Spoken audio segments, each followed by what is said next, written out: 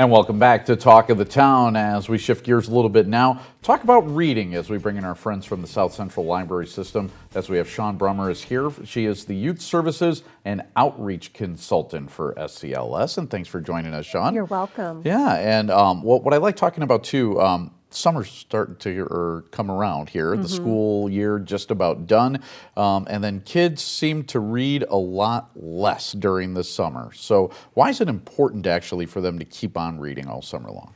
Thanks for having me. Yeah. It is important to keep reading all summer long and to keep learning all summer long, because kids who don't read return back to school in September having lost 2 months of their reading comprehension time. Holy cow. So that means that a lot of kids are returning to school at maybe their April levels.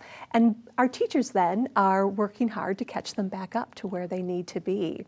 And we need kids to be reading and learning all summer long, because after a lot of years of not reading, they fall about 2 years behind their counterparts who are reading over the summertime. So it's a big deal to keep reading and to keep learning over the summertime. So it's pretty incumbent on parents then to push this through, isn't it? Right, Yeah. right. Parents and other grown-ups in kids' lives. So if you're watching a kid over the summertime, or if you have kids over, have some reading materials for them around, books and magazines, just some informal time to read and learn. There you go. It's incumbent on you. So get it done. Right. Exactly. Right. So what are some of the things too? I know my wife and daughter, they love going to the library a lot. And during the summer, that's, a special time for them. They walk over to the library, spend some time there, and come back. What are some of the things going on at the library during the summer? Great, thanks for asking that. Well, we pull out all the stops in the summertime. We have things going on all year long, but in the summertime, we really have some special activities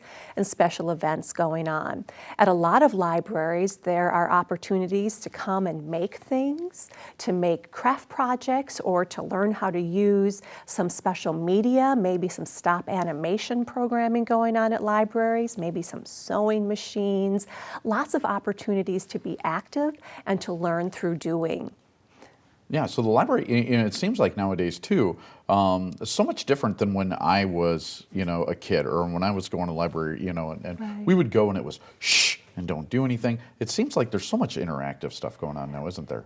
That's absolutely true. Libraries are at the center, they're at the heart of our communities. And hearts are beating organs and beating muscles, and that's what it is when you're at the library. It no longer is that quiet place. It's that place to come and do and learn and explore. Our library out in Columbus, it has, there's the main floor, and then the bottom floor is all kids. I mean, it's entirely, it seems like libraries have made a conscious effort to go that direction and really engage children, haven't they? Right, right. And not only here in Wisconsin, and Columbus is a great example of a library that really has engaged with its community and has really reached out to community and found out what community members need.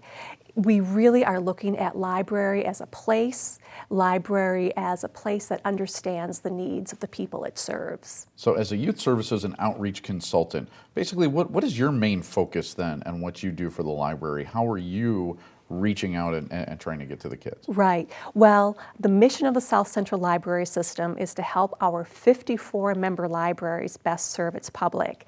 So I'm kind of the silent person who's in the background helping those children's librarians get the information that they need, supporting children's librarians who then go out and serve the needs of their families and their communities, the children and families in their communities. Okay, I think it's kind of neat too. One of my side jobs, I do the public address announcing for the Madison Mallards. Oh, thank and you. the Mallards are tied in with the library, Right. aren't they? So, Right, they sure are. Yeah, how does that work? And the Mallards, and I know they have like a summer reading program too, don't they? Right, the Mallards and the Wisconsin Rapids Rafters and other teams throughout the state really have been partners from the very beginning. I've worked with the Mallards, with the Vern Stenman over at the Madison Mallards for many, many years. And that is an example of one of the great partners that libraries have with community organizations and community community groups. The Madison Mallards really believes in taking things a step farther, and as you know, throughout the games, there are announcements made about the importance of learning and reading over the summertime, and I'm so glad to know that you're the one who's been reading our announcements. Yep. Thank you so much. Yep, absolutely. For love years it. you've been doing that. Absolutely, yep, and we're happy to be a part of it. So thank you so much for joining You're us welcome. today. Really glad to be here. And we'll have more Talk of the Town right after this on Channel 57.